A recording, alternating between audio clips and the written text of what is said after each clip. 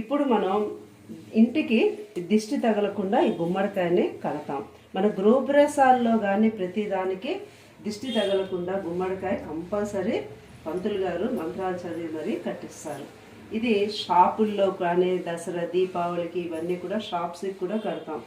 ఇంటికి దిష్టి తీసి కింద అటు ఇటు డోర్లు సింహద్వారం వైపు వేస్తాం. ఎందుకంటే అందరూ అంటూ ఉంటారు, ఇది అసలు దిష్టి ఉందా, దిష్టి తగులుతుందా అని. తప్పకుండా తగులుతుంది.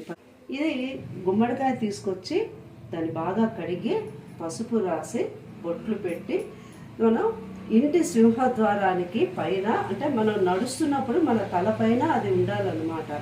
ఆ డోర్, మెయిన్ డోర్ నుంచి మన ఇంట్లోకి వచ్చే లోపుని దీని కింద నుంచి మనం నడుస్తూ ఉంటే వచ్చేవాళ్ళు కానీ ఎవరైనా వాళ్ళ కంటి చూపు కానీ వాళ్ళ మనసులో ఏమైనా ఇల్లు బాగుందనో ఇది ఇలాగనో ఏదో ఒకటి మనిషి అన్నవాడు అనుకుంటాం కదా, అలా అనుకున్నప్పుడు ఆ దిష్టి తప్పకుండా తగులుతుంది.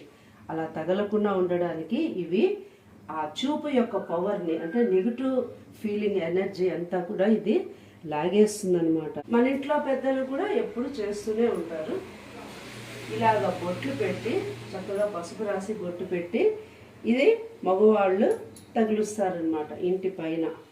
దీన్ని పైన తగల్చడానికి కూడా కొంచెం కాయ మనం తీసుకునే సైజు బట్టి ఉండాలి. లేతకాయ తీసుకుంటే తొందరగా కుళ్ళిపోతుంది. దిష్టి తగిలింది అనడానికి కూడా ఒక నిదర్శనం ఉంటుంది. ఎందుకంటే కట్టిన ఒక నెలలోనే కొన్ని కాయలు వెంటనే కుళ్ళిపోయి ఆ బూజు పట్టి కిందకి నీళ్లు కారుతుంటాయి. అంటే ఆ ఇంటికి అంత దిష్టి ఉందని లెక్క. గుమ్మడికాయ ఎప్పుడైతే ఎండిపోతుందో ఆ ఇంటికి అంత దోషం లేదని. కనుక తప్పకుండా మన ఇంటికి గుమ్మడికాయ కట్టాలి. అది కూడా దీనికి కట్టేటప్పుడు కిందనేమో పెద్ద స్ఫటిక కూడా పెడతారు. కొంతమంది అలవీరా చెట్టు కూడా వేలాడిస్తారు. ఇంకొంతమంది 3 నిమ్మకాయలు, ఎండుమిరపకాయ లేకపోతే పచ్చిమిరపకాయ కూడా కట్టి పెడతారనమాట. ఇంటికి కానీ కొత్తగా కట్టిన ఏ గృహానికి కానీ షాపుకి కానీ కంపల్సరీ పెట్టాలి.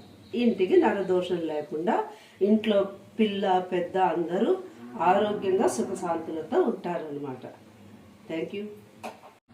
ఇప్పుడు ఈ గుమ్మడికాయని ఇంటికి బయట అన్నాం కదండి, ఈ గేట్ ఉంది కదా, గేట్లోంచి లోపలికి బయటికి వెళ్తున్న దగ్గర ఇలా తలపైన అన్నమాట ఇలాగా గుమ్మడికాయ అందులో పెడతారు.